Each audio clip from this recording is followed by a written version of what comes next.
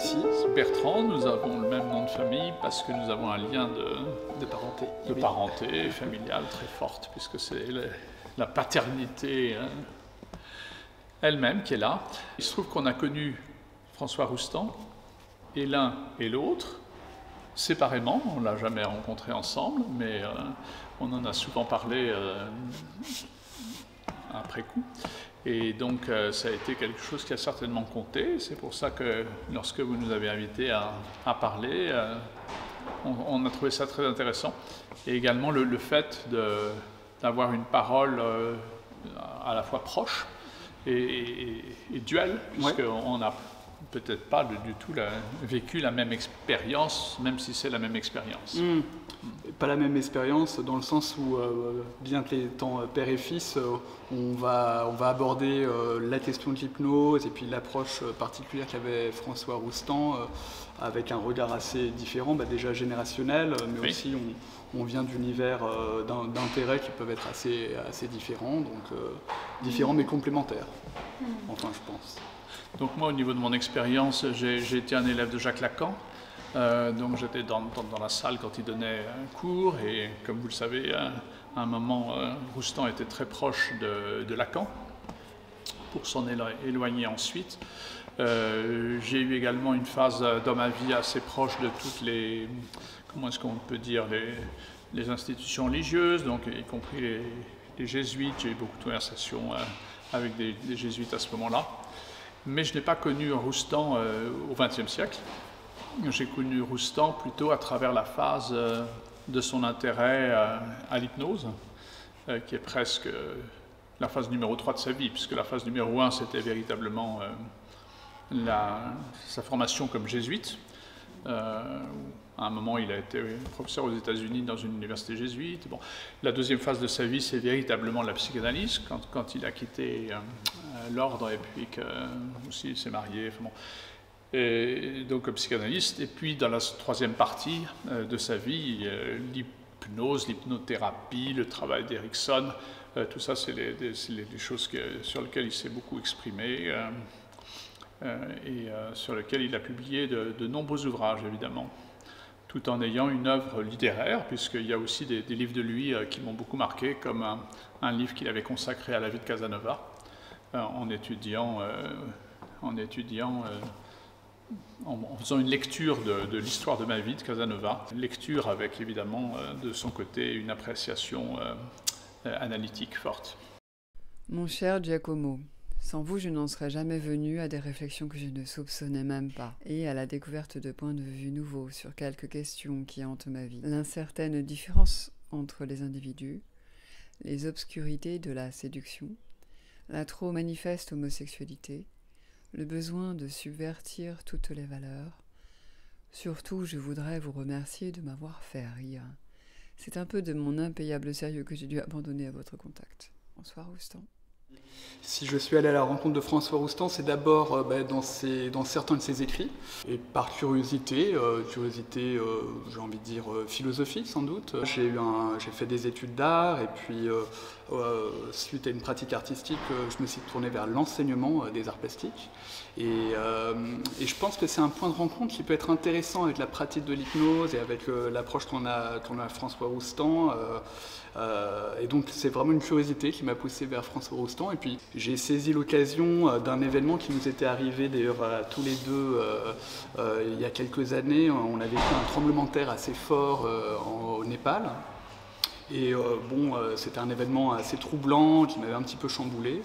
Et je me suis dit, tiens, la pratique de l'hypnose, ça peut être l'occasion d'aller à la rencontre de cette pratique pour une raison purement de soin et d'apaisement. Et c'est là que j'ai rencontré François Roustan, et avec toutes les lectures, les échanges en famille qu'on avait pu avoir, etc., je suis arrivé vers lui avec plein de choses à lui dire, à échanger. Et finalement, ça s'est passé de mots, comme je pense souvent avec lui dans ce qu'on rapporte les gens en général. Mais ça a été une expérience vraiment très très forte, qui m'a fait beaucoup de bien. Et comme je l'avais déjà lu chez lui, il m'a dit ce que je m'attendais à qu'il me dise, c'est-à-dire qu'à la fin de cette séance, il n'y avait plus vraiment besoin qu'on se revoie finalement, que l'expérience ayant été faite, libre à moi de perpétuer de retrouver cet état comme je l'avais rencontré par moi-même. Ce que vous avez réussi à faire? Ce que je m'entraîne à faire de temps en temps, ouais. Mais pas de la même, il ne se produit pas exactement la même chose, mais je pense arriver de temps en temps à retrouver, à côtoyer un petit peu cet état. Ouais. C'est ce que tu appelles l'auto-hypnose. Je pense que c'est ce qu'on appelle l'auto-hypnose, mais moi il me semble que, comment dire, c'est mon approche, mon intuition, c'est que on est sans doute, il n'existe sans doute rien d'autre que de l'auto-hypnose qui peut être induit par les autres. C'est-à-dire que je pense que François Roustan ou un hypnothérapeute nous conduit vers l'auto-hypnose, mais finalement on reste l'auteur quelque part de son état. Oui. Oui, c'est une expérience pas évidente.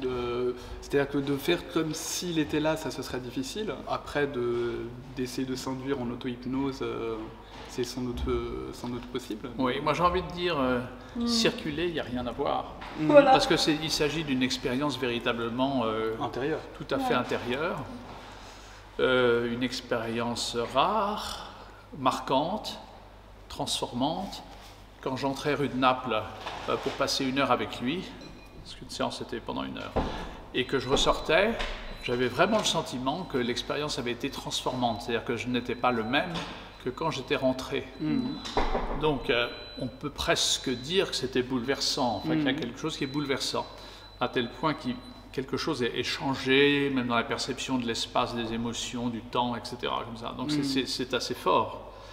Ça peut avoir lieu dans l'existence dans d'autres contextes, par exemple, tout d'un coup, une expérience esthétique, cosmique, un beau coucher de soleil, enfin je dis n'importe quoi, mais on peut connaître une expérience bouleversante en dehors de l'hypnose, évidemment. Mais de l'extérieur, c'est-à-dire par exemple de ce qui aurait pu être, si par exemple vous étiez venu, il avait accepté que vous filmiez une séance, pourquoi pas? Je pense qu'il ne peut pas accepter, mais enfin, pourquoi pas? À ce moment-là, que se serait-il passé? Vous m'auriez vu rentrer, vous m'auriez vu échanger 2-3 mots, mais très très sommaires avec lui, et puis il m'aurait invité à m'asseoir, donc c'était un fauteuil assez profond, mais rien d'extraordinaire. Il me demandait si j'étais bien assis, donc là en l'occurrence par exemple, je ne sais pas si tu es bien assis, tu vois là. Donc assis, avoir conscience d'être assis, c'est-à-dire bien installé si vous voulez, avec une conscience du contact physique.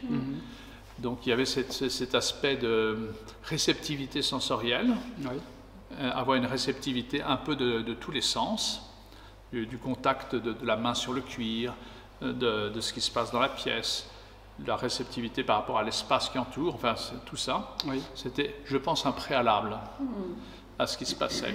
Et là, il le guidait par la voix, du coup, il disait... Oui, c'était des phrases, est-ce que vous êtes bien assis? Très peu, c'est-à-dire que moi, de l'expérience que j'en ai eue, je perdais un petit peu la notion du temps qui passait, mais je me rendais compte quand même qu'il pouvait se passer bien 20 minutes, voire une demi-heure, sans échange de paroles, sans geste de sa part, mais de temps en temps, une phrase assez précise qui me ramenait à ce que j'étais en train de vivre. Par exemple, je me souviens d'une phrase où il me disait « Maintenant, vous visualisez un rocher auquel vous pouvez vous raccrocher ». Et après, il se passait encore 20 minutes sans rien. Mais cette phrase faisait extrêmement sens pour moi à ce moment-là, par rapport à où j'en étais dans mon ressenti. Voilà.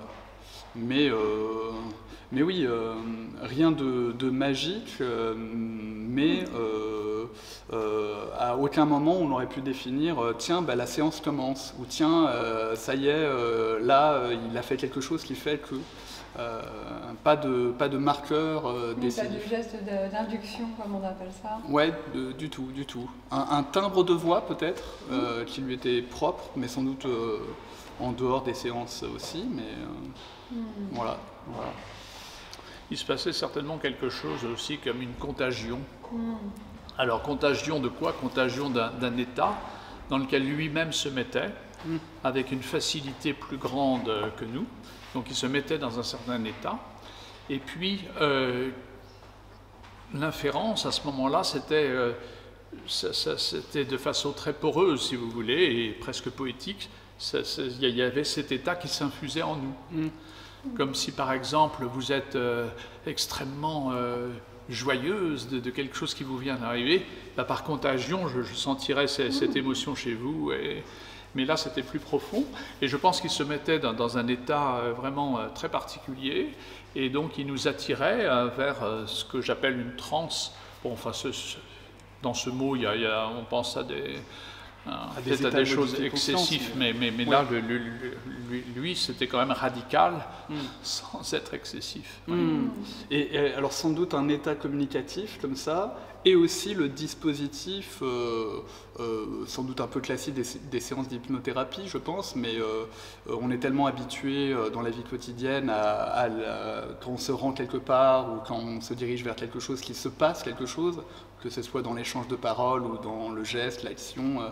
Et là, non, nos attentes sont déjouées, on a des attentes, elles ne viennent pas, et on contemple le rien, et du coup on est beaucoup plus attentif à notre corps, notre être physique, et là on peut être beaucoup plus dans la réception de ce qui se passe. Et quand on a quelqu'un comme François Roustan qui est dans cet état ou qui est sans doute communicatif, on est entraîné avec lui dans l'hypnose. C'est ça, donc c'est comme si le mental était désarçonné, vous voyez. Il n'a pas sa nourriture, puisque le mental, il a besoin d'être alimenté, il a besoin d'être augmenté. Et donc là, il y a une forme de déception du désir. Et alors, du coup, ça crée comme une ouverture autre, difficile à décrire, mais parce qu'elle a quelque chose à voir avec l'espace aussi, la relation à l'espace. Avec les sens en général, la respiration, le physique, oui, tout à fait. Et moi personnellement, en venant de l'art ou de l'enseignement de l'art, c'est vraiment quelque chose comme ça que je viens chercher dans l'expérience de l'hypnose aussi, de pouvoir déjouer les attentes, le cadre des événements, les idées toutes faites qu'on va plaquer sur les choses, pour être dans un état de réception d'une expérience, de l'inattendu, faire survenir la sensibilité. Voilà, donc je pense que c'est une expérience salvatrice, mais qui va se retrouver, qui serait bon de retrouver en dehors du cadre de l'hypnothérapie, mais l'expérience artistique, les anciens auraient dit même l'expérience du sublime, je pense que c'est pas autre chose que ça. D'être tout d'un coup dans la rencontre à la fois de l'inconnu qui a déjoué nos attentes et en même temps de ce qui a toujours été là, de ce qui est là au fond, c'est-à-dire notre être à l'état biologique ou physique.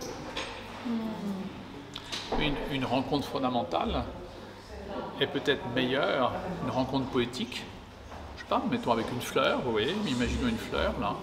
Et donc il y avait par exemple un ancien, je crois vers le Xe siècle, Angelus Silesius, qui disait « enlève le nom de la rose ».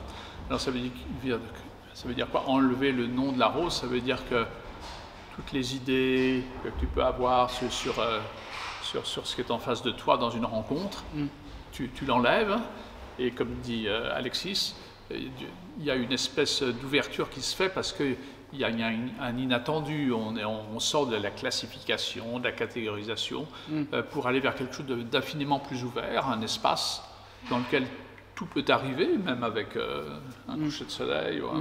Et donc c'est une invitation à l'ouvert en fait. Et qui plus est agréable, enfin fait du bien. Et sans doute on peut trouver là aussi un fil rouge avec l'expérience qui a pu la première vie de François Roustan, c'est-à-dire voilà, une recherche spirituelle. Une expérience de la prière, c'est sortir du carcan des habitudes et de la vie quotidienne pour rencontrer l'autre. Oui. Justement, ça m'a beaucoup touchée là. Je viens de commencer le gros pavé, je ne peux pas l'emmener en train, trop lourd. L'apprentissage de la liberté. Ah oui. Ouais. Et il y a un chapitre, la rencontre avec l'autre. Ah oui. Et c'est pile dans cette période de Jésus. Et j'ai l'impression qu'il est déjà le Roustan, enfin il n'a pas changé finalement. Si ce n'est qu'il y a le mot Chris à toutes les... Enfin j'exagère, mais... Oui. Voilà, mais pour moi c'est exactement il y a une vraie continuité. Il n'y a pas de différence. Oui, sans doute. Je vais questionner demain ou après-demain, mercredi après-demain, Monique David-Ménard. Oui, bien sûr. Où il en était par rapport à ça. Parce que bien sûr. Je ne vois pas pourquoi d'un coup ça se serait envolé. Je ne sais pas. Oui, tout à fait. Oui, c'est des mots après. Hein. Oui, c'est l'Église qui l'a fermé, enfin la porte de l'Église. Voilà, l'institution. L'institution, très différent. Du coup, c'est très émouvant ce chapitre en particulier. Oui, très beau. J'ai eu la chance de rencontrer aussi d'autres êtres remarquables, en particulier Henri Michaud. Quand j'étais lycéen même, je suis allé chez lui à Avenue de Suffren. Et donc, il avait aussi ce sens, absolument sans aucun aspect religieux, mais ce sens spirituel d'ouverture. Et c'est là qu'il puisait les textes poétiques qu'il a donnés, vous voyez. Oui. C'est vrai que j'avais lu un petit livre de Michaud où il parle d'une expérience où il s'est blessé le genou, je crois, la jambe, et il passe des journées alitées. Il y trouve une source d'inspiration assez incroyable, où il est vraiment dans un voyage dans son corps. Et moi, ça me fait un grand écho avec François Roustan, parce que l'espérance de l'arrêt, en fait, savoir s'arrêter. Le stop. Et que tu as connu dans le théâtre aussi. Ouais, tout à fait, dans l'art aussi en général. Mais, La séance de sac. Je crache sur ma vie. Je m'en désolidarise. Qui ne fait mieux que sa vie? Cela commença quand j'étais enfant. Il y avait un grand adulte encombrant. Comment me venger de lui? Je le mis dans un sac. Là, je pouvais le battre à mon aise. Il criait, mais je ne l'écoutais pas. Il n'était pas intéressant. Cette habitude de mon enfance, je l'ai sagement gardée. Les possibilités d'intervention qu'on acquiert en devenant adulte, outre qu'elles ne vont pas loin, je m'en méfiais. À qui est au lit, on n'offre pas une chaise. Cette habitude, dis-je, je l'ai justement gardée. Et jusqu'à aujourd'hui, gardée secrète. C'était plus sûr. Son inconvénient, car il y en a un, c'est que grâce à elle, je supporte trop facilement des gens impossibles. Je sais que je les attends au sac. Voilà qui donne une merveilleuse patience. Il me faisait asseoir, mais je pense que c'était pour ces autres visiteurs comme pour moi. Et puis, si je commençais à lui parler, parce qu'il m'est arrivé de lui parler de certaines choses, il m'a dit non, on arrête tout de suite, là, ces questions-là, vous pouvez m'en parler après la séance. Donc il y avait vraiment cette espèce d'aura de silence qui était très important, où il n'était pas question, si vous voulez, de donner des impressions ou des analogies, des métaphores qui vous arrivaient. Ça ne l'intéressait pas. Et même, il fallait faire un stop sur tout ce qui était le fonctionnement du mental. Et donc, c'est ce stop même qui créait, je pense, l'ouverture. Oui. Et donc, pour moi, ces séances, c'était une progression lente, comme ça, dans un état qui était de plus en plus prégnant. Donc, à un moment, je sentais des picotements dans les mains, ça c'est, je crois, quand le sang s'alcaline. Enfin bon, il y avait des modifications qui arrivaient. Et donc, je pénétrais dans cet état un peu de plus en plus, en ayant le sentiment que je le rejoignais, que c'était quelque chose, l'état dans lequel il était, vous voyez, un peu... je citais l'exemple de quelqu'un qui aurait été dans une très grande joie, et puis vous arrivez, et puis la joie petit à petit se communique à vous, et puis on arrive à être dans le même état. Donc il s'agissait vraiment d'un état de conscience élargi, qui était sans aucune technique apparente. C'est ça aussi qui est frappant, hein. Il n'y avait pas une petite cuillère à regarder, ou il n'y avait rien de tout ça. Et donc, oui, et donc je n'ai pas eu comme toi l'expérience de Roustan me disant de visualiser tel élément. J'avais plutôt l'impression que... Et à un moment, je me souviens avoir dit, parce que j'ai eu plusieurs séances avec lui, à un moment je lui ai dit, on est comme deux orang-outans. Et il m'a répondu, c'est exactement ça. Génial. Oui, moi je n'ai pas eu ça. Voilà. Oui, moi non plus. Moi non plus, et même je me souviens avoir commencé dans cette idée, comme tu disais aussi, à vouloir lui dire un petit peu ce qui m'amenait, et il m'a dit ça, ce sera peut-être la prochaine fois. Ah ouais. Voilà. Et en me disant à la fin qu'il n'y aura pas forcément de prochaine fois finalement. Donc vous lui avez même, si vous lui avez dit pour le séisme quand même. Oui, je lui ai dit, mais bon, c'était anecdotique, je sentais que ça ne le concernait pas tellement. Parce que je pense que ce qui le soucie, c'est pas tellement ce qui nous préoccupe, mais notre état physique dans l'instant et notre aptitude à nous retrouver là où on est maintenant. Ouais. Peu importe ce qui s'est passé auparavant ou ce qui se passera après. Et comment se familiariser avec cette aptitude à être dans l'instant, dans notre physique maintenant. Mais je suis au courant qu'il y avait d'autres visiteurs qui commençaient dès le début à exposer, on va dire, un problème. Donc ils déposaient un problème comme on dépose avec l'espoir d'avoir un début de solution. Donc ça arrivait, ils le prenaient comme tel. Mais dans mon expérience, c'est pas comme ça que ça a eu lieu, non. Et vous ne lui avez pas demandé non plus quelque chose, un objectif? Non, il n'y a pas eu d'objectif à la séance, ou plus exactement, l'objectif c'était véritablement l'expérience en elle-même. Okay. Donc pour moi, l'expérience n'était pas un moyen en vue d'une fin, mais c'était presque le fait de savourer un instant tout à fait particulier avec François Roustan. Ouais. C'était de partager un moment, comme ce qu'on fait d'ailleurs en ce moment, partager un moment intéressant avec lui. Et donc j'ai compris tout de suite que le moins il y aurait de paroles, le mieux ce serait. Là, il a été très clair là-dessus. Je ne sais pas si pour François Roustan, il y avait besoin d'une légitimité ou d'un problème particulier. Dans le sens où, de toute façon, qui qu'on soit, on a tous nos difficultés, nos problématiques à un moment ou à un autre. Donc voilà, si on vient vers lui pour bénéficier de son expérience, tu vois, je pense, je ne sais pas si... Oui, mais plus loin que ça, il y a quand même l'idée que les hommes se font des nœuds un peu... moi j'appelle ça le psychoschtroumpf, là, des nœuds assez... Et que justement, plus il donnerait un écho, une importance à ça, plus ça renforcerait ces difficultés psychologiques de la personne. Donc il avait cette idée d'arrêter ça, de laisser, et pour vivre autre chose, que quelque chose d'autre émerge. Mais évidemment, il y a des personnes qui arrivent avec un problème qui est tellement fort, un problème familial, tellement fort qu'il ne peut pas ne pas non plus l'accueillir, vous voyez, même si... Et donc il y a quelque chose qui partait de là. Ce qui reste dans le sujet autour de François Roustan avec ça, c'est que parfois l'être humain a tout intérêt à ne pas trop régler, apaiser les choses, parce qu'on a aussi besoin de se raccrocher, même de manière un peu identitaire, à des notions, à être la victime, à être ceci, à être cela. Et c'est pas facile de se dire, d'envoyer balader tout ça. Et sinon, on ne crée plus. Exactement, bah oui, pour un artiste, il y a besoin de se raccrocher à des problèmes, mais là aussi où ça m'intéresse, moi en tant que prof d'art plastique, qui ne cesse à mes élèves de leur dire de trouver le problème, d'identifier les problèmes, etc., c'est que dans un geste de création, il faut pouvoir cibler des problèmes et pouvoir aussi prendre la distance nécessaire avec eux et les regarder avec distance et revenir dans le corps et dans le sensible, dans le pur sensible des choses, et de pouvoir faire ce va-et-vient entre le mental, les problèmes et la pure vacuité de la vie.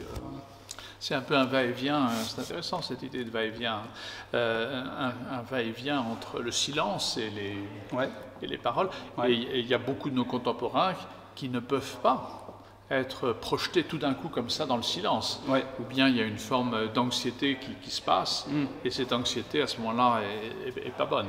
Alors parmi les visiteurs de Roustan, il y en a peut-être qui étaient vraiment habitués à ce travail déjà, mais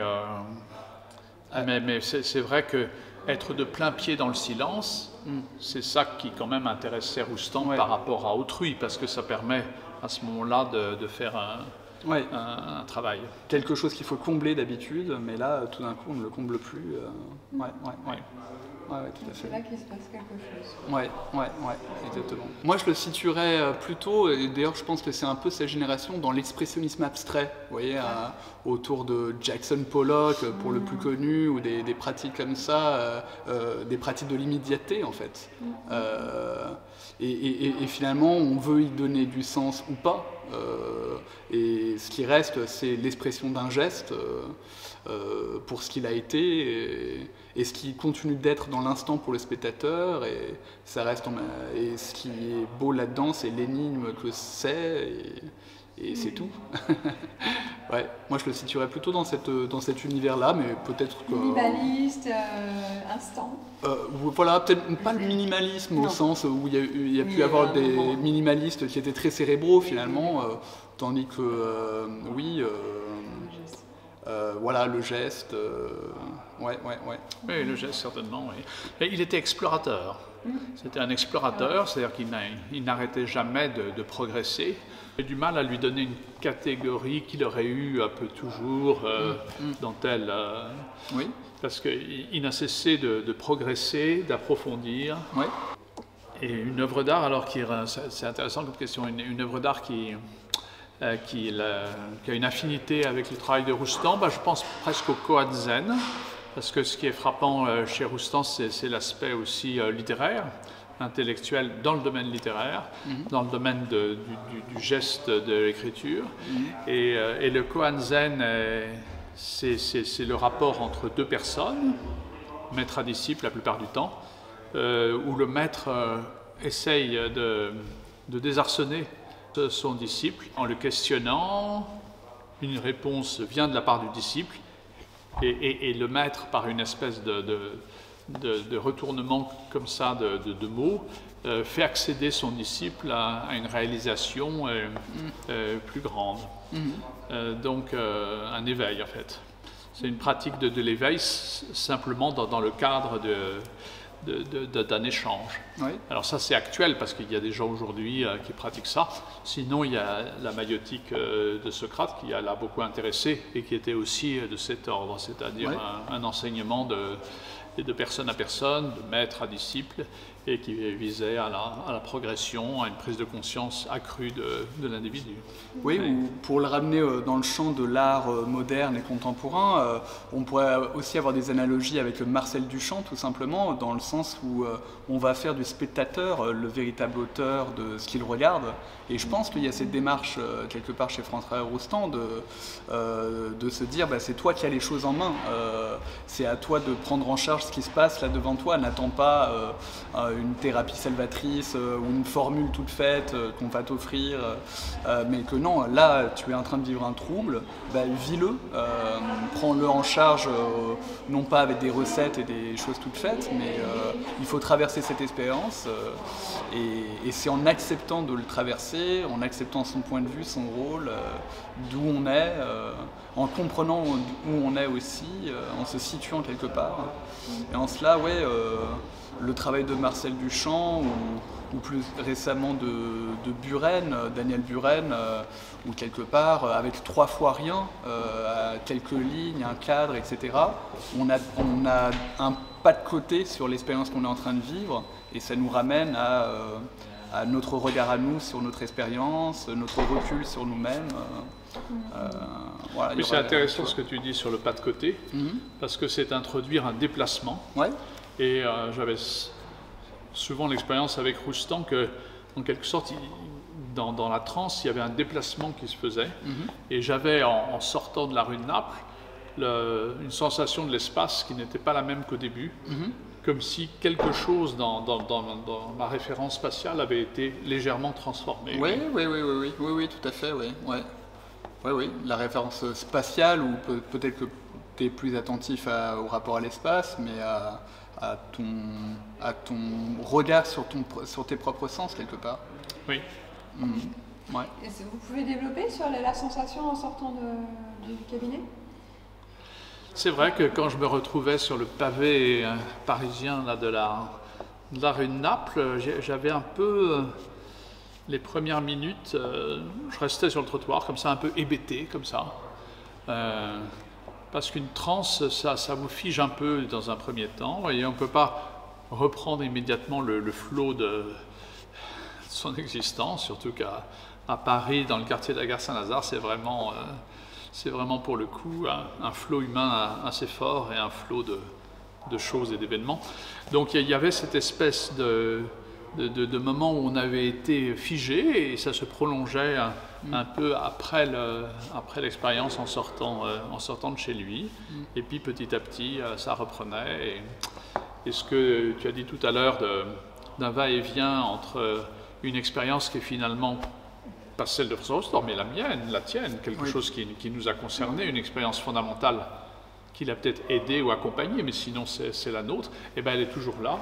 Et donc personnellement, c'est souvent le matin en me réveillant que je me remets dans ce type d'état, de retrouver cet état qui est toujours en moi, comme une espèce de conscience pilote, vous voyez. Et donc elle est toujours là. Il peut y avoir toujours ce va-et-vient parce que je suis dans la vie active, donc entre les choses trépidantes de la vie à Paris et puis cette espèce de conscience pilote, effectivement, de présence qui est toujours atteignable et qui est là et qu'on peut cultiver comme on cultive un jardin. Oui, donc vous aussi vous pratiquez un peu l'auto-hypnose, mais sans mettre de mots dessus. Oui, c'est ça. Oui. Je dirais peut-être le mot silence, moi, en l'occurrence. Oui, mais effectivement, c'est vraiment une question de mots. D'autres, après, le reste, ça, méditation. Un moment pour soi. Oui. On peut appeler ça aussi la pleine conscience. C'est un mot qui se dit beaucoup et qui est souvent lié à la technique du Vipassana. Et personnellement, j'ai fait 8 jours de Vipassana dans un monastère en Italie et c'était effectivement quelque chose qui était relativement proche par la dimension et la qualité de silence qu'on arrive à éprouver lorsque on est là. Et donc ce qui m'intéressait aussi dans le Vipassana, parce que pourquoi aller à l'étranger, il y en a beaucoup qui vont en Inde pour faire du Vipassana, mais c'est fou dans la mesure où il s'agit juste d'être assis en silence. Et là, la réponse est la même. Je pense que cela aide d'être à plusieurs. Il y a cet effet de contagion qui se passe et donc qui a certainement un rôle à jouer plutôt que si vous vous mettez dans votre propre jardin assis tout seul. Il y a quelque chose qui aide. Ouais. De ces ruptures avec les tentations de la vie quotidienne. Ouais. Je crois qu'il était assez critique par rapport à la méditation, mais je sais aussi qu'il a été à la fin de sa vie un peu prendre un peu des cours entre guillemets. Ah oui. Peut-être pour asseoir une sérénité. Oui, mais le côté critique qu'il pouvait avoir par rapport à différentes thérapies du soin, etc., je pense que ça peut être un sujet intéressant dans le sens où, comment dire, il n'était pas dans le bien-être, je pense, François Roustan. C'était pas une quête de bien-être et c'était pas, je pense que ce serait moi j'ai ressenti plutôt quelque chose d'agréable dans la transe hypnotique, mais c'était pas la première chose qui était recherchée. Mais oui, tout à fait. Et puis quelque part, je pense que ce côté critique, c'est aussi que certaines thérapies, alors il existe plein de formules différentes, certaines approches, peut y avoir souvent l'idée d'un cheminement, de différentes étapes, de choses à gravir, etc. Tandis qu'il a sans doute été dans une proposition de quelque chose d'une forme de radicalité, et puis ça se fait, et puis voilà, merci, au revoir. À vous de faire votre vie maintenant. Et d'ailleurs, vous avez super bien tous les deux saisi l'outil, quoi, finalement, comme si vous donnez un outil en le vivant avec vous, lui avec sa présence. Oui, sans doute. En vous donnant l'autonomie de ça, quoi.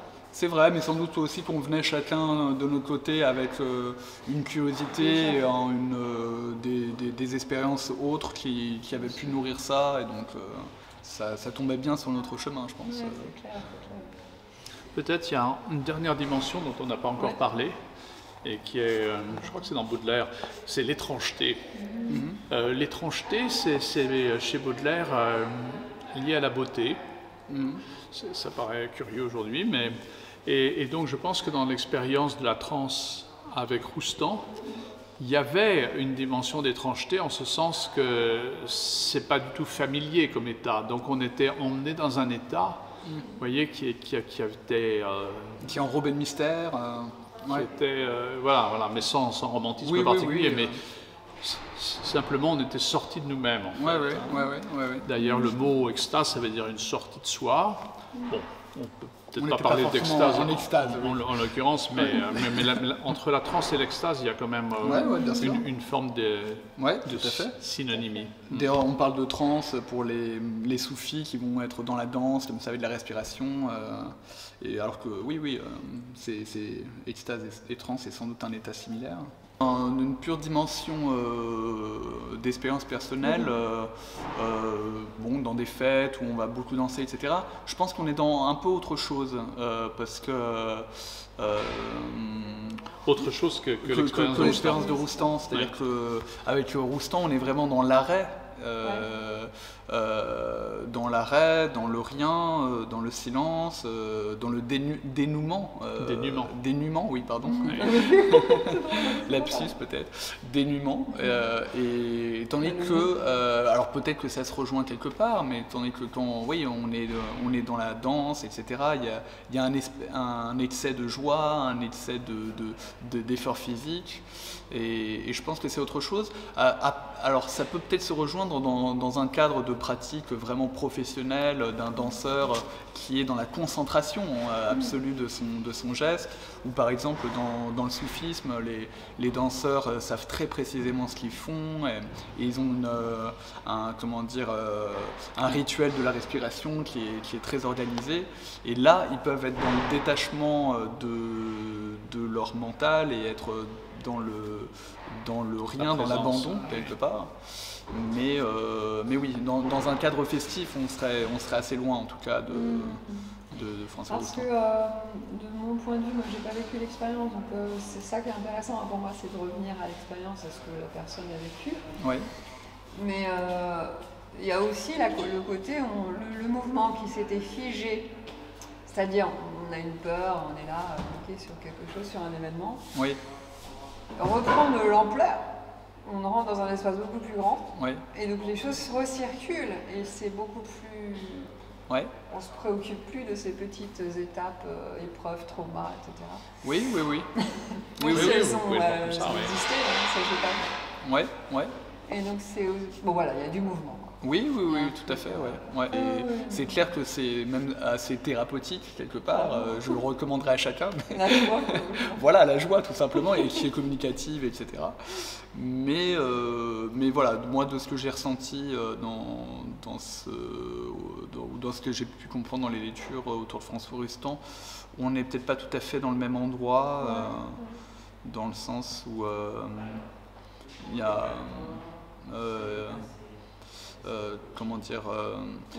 il y a en même temps ce qu'il y a de commun, c'est peut-être une absence à soi-même qui se retrouve. Je voulais dire que pour Roustan, et par rapport à la fête, j'ai un oncle qui a écrit un livre, Roger Caillois, sur la fête. Il s'est beaucoup intéressé au phénomène des fêtes dans les différentes cultures, puisque c'était un sociologue avant tout. Mais Roustan, je pense que pour lui, la fête, c'est comme un lac qui est agité, et il inviterait plutôt les visiteurs à ce que ça devienne comme un lac calme. Ouais. Et alors, quand le lac est calme, on est là dans une position d'attente, l'espace est là, l'eau est calme comme ça, et tout d'un coup, le poisson lisse jaillit du lac, et c'est l'expérience de la conscience, et on la saisit à ce moment-là. Je pense que c'est quelque chose que je verrais, moi, assez lié à l'expérience fondamentale de Roustan. Oui. C'est là aussi on peut trouver des parallèles dans les écrits de Jean-François Bilter, dans ce qu'il écrit sur le Tao. On est dans cette quête d'une vie où on ne va pas chercher les sollicitations particulières, on va ni chercher l'excès, ni chercher spécialement la haute spiritualité, et finalement, à force de ne pas chercher ceci, cela, il reste ce qui a resté. Dans le taoïsme, à mon avis, on n'est ni dans la fête, ni dans la rigueur de la prière. Et le lac, c'est en plus en Yikin, je ne sais pas si vous avez le livre des transformations. Ah oui. Voilà, ah oui. Et le joyeux, c'est le lac. Ah oui. C'est différents éléments, il y a la terre, ah oui. je ne sais plus, le feu. Ah oui. et il y a le lac. Ah oui, c'est une ligne de contact entre tous les éléments. Et c'est donc cette sérénité, joie. Oui, le quotidien, ça peut être un aller-retour entre, en hébreu on dit le tzimtzum, c'est-à-dire entre aller de la terre au ciel d'une certaine manière. C'est ce qu'ils veulent dire les Juifs quand ils emploient cette expression. Ouais. Donc aller d'un moment de recueillement, on recueille un peu toutes les énergies, vous voyez, et puis à un moment de dispersion, ou dans le cadre de la journée, c'est tout à fait normal et légitime. On est accaparé par plein de choses. Ouais. Oui. Et en fait, ce qui est intéressant, c'est, on va dire, ce qui est intéressant, c'est cet état rare, exceptionnel. Non, ce qui est intéressant, c'est une fluidité entre cet état et le quotidien. Ouais. Le va-et-vient. Voilà. Ouais, tout à fait. Et d'ailleurs, c'est quelque chose aussi qui a été noté dans le Vipassana ou la pleine conscience. Les gens, quand ils arrivent dans cette thérapie ou technique, ils se disent qu'il faut arriver à un certain état, machin. Et on leur dit non, il faudrait arriver à ce que vous ayez de plus en plus cette espèce de fluidité entre le moment où vous êtes de façon commune, comme ça, et puis cette expérience, et que ça se passe de façon fluide, cette façon de gravir l'échelle dans les deux sens, vous voyez. Ouais, Oui. J'ai vécu Vipassana en Bourgogne Très bien. Ah oui. en 2007. Ah, d'accord. Donc, avant que je lise Roustan. Et où ça, en Bourgogne? Vers Auxerre, mais dans un bled. Oui, d'accord. Mais il y a un grand centre là-bas. Je crois que c'est le plus grand de France. Ah, d'accord, Et super. chouette, hein. C'est beau. Et c'était quoi, une semaine, comme ça aussi? 10 jours, 9 jours. Ah, 10 jours, comme ça, oui. Moi, je débarquais, hein, j'avais jamais médité de ma vie. Ah oui. Oui, et alors moi dans la vie quotidienne, je vois ma vie quotidienne étant beaucoup autour de ma profession d'enseignant d'art plastique, moi ça m'apprend vraiment à me rendre un peu absent, c'est-à-dire j'apprends et j'en suis encore loin, mais je vois un peu ce qui me guide, ce qui me rend un meilleur, je pense, prof d'art plastique, c'est quand je m'absente de plus en plus et que je laisse advenir mes élèves, et quand j'apprends aussi aux élèves à s'absenter eux-mêmes dans ce qu'ils font et de laisser advenir les choses. Et d'apprendre aussi cet aller-retour entre on a été absent, on a laissé advenir, et puis il y a un retour à maintenant faisons le bilan, qu'est-ce qu'on a fait, qu'est-ce qu'on peut retenir de cette expérience, et là on va retrouver les mots et mettre des cadres sur les choses, donc moi ça me sert beaucoup dans mon métier. Ouais, c'est vraiment la posture du thérapeute que moi j'ai, en plus d'être cinéaste, hein, je fais aussi l'hypnose, que j'ai choisie et qui est celle de Roustan. Hein. Oui, tout à fait. Une sorte de place où on est là mais on n'est pas là, c'est-à-dire qu'il y a le vide. Ouais, s'abstenir. C'est super difficile, non? C'est très difficile. On n'arrête pas d'aller vers l'autre alors qu'en fait, il faut rester... Et oui, et c'est très difficile avec des groupes d'enfants aussi qui sont très demandeurs face au statut du prof, alors qu'est-ce qu'il faut faire, etc. Et, non, il y a un mystère, c'est à toi de découvrir les choses. Et celui de l'intuition. Oui, hyper importante en art. Tout à fait, tout à fait. Dans la vie en fait, mais pour tout le monde. Mais en fait en art, s'il n'y a pas ça, bien sûr. C'est un peu conceptuel. Tout à fait, oui. On a pu vivre. Moi Je vais commencer peut-être. Donc moi je dirais 3 adjectifs auxquels j'associe François Roustan. L'adjectif de rare, un homme rare. Ça, c'est l'expression, c'est ça qui me vient, parce que c'est pas un homme qu'on rencontre souvent dans sa vie. Je lui en rencontré 4-5. Et encore une fois, le poète dont on parlait là fait partie aussi des autres. Et puis Henri Michaud. Un homme rare, je dirais également une certaine force. Un peu comme un bonze peut avoir une certaine force. Il avait un côté bonze un peu. Et puis un 3e mot, donc je dirais, bien que je l'ai connu à la fin de sa vie, mais un homme plein de curiosité, de la haute curiosité. Donc la haute curiosité, une force et le côté rare. Oui.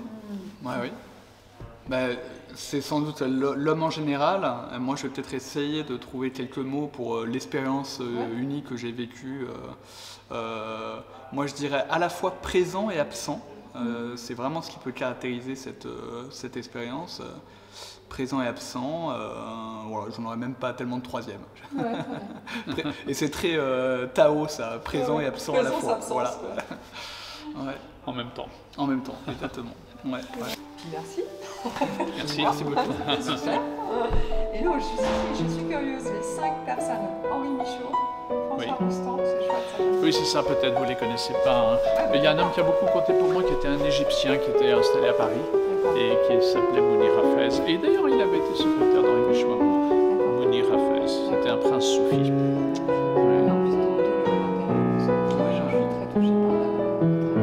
Ouais, sinon, dans le christianisme oriental, j'ai connu des gens, moi tous, tout ça, dont je garde une belle présence. Ils ne sont pas du tout connus. J'ai Krishnamurti. Krishnamurti, oui. Pas, Oui, j'ai eu la chance de pas les de deux. Krishnamurti,